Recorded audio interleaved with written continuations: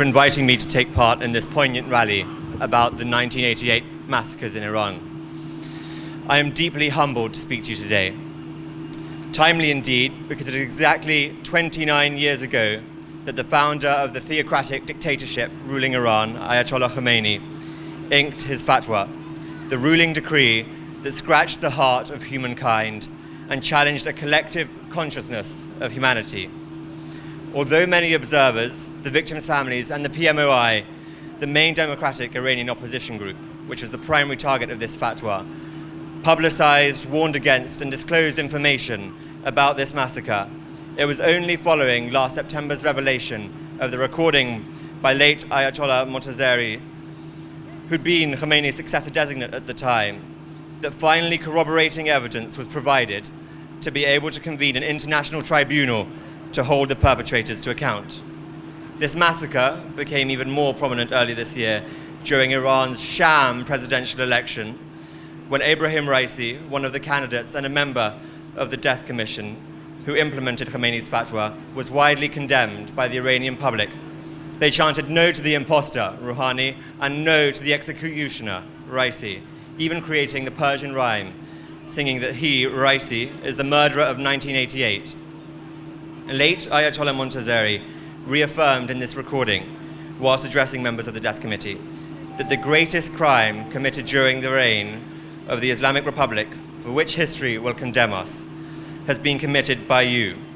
Your names will in the future be etched in the annals of history as criminals.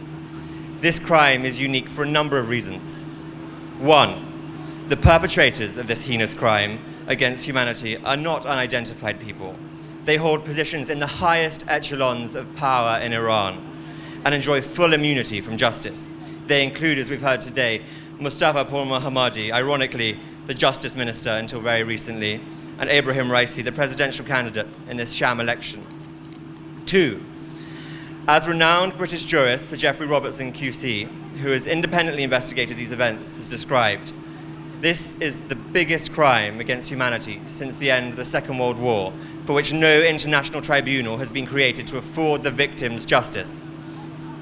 Three, even as we speak, there are political prisoners in Iran, such as Maryam Akbari Monfared, whose only crime is to demand that an investigation be carried out into this massacre and that the details of the calculated slaughter and location of victims' mass graves be disclosed to their families.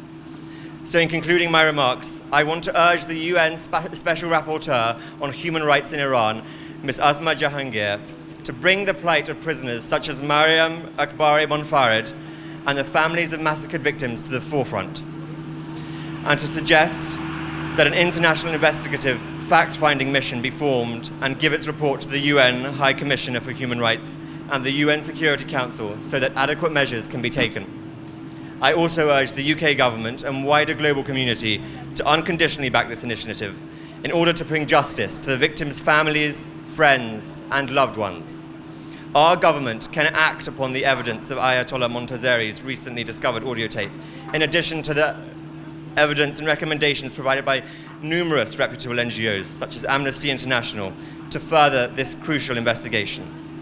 I personally work for an organization, One Young World, which strives to enable international cooperation between young leaders across the globe to be agents of positive change in our communities.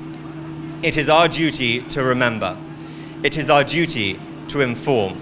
And it is our duty to push for justice. Thank you very much.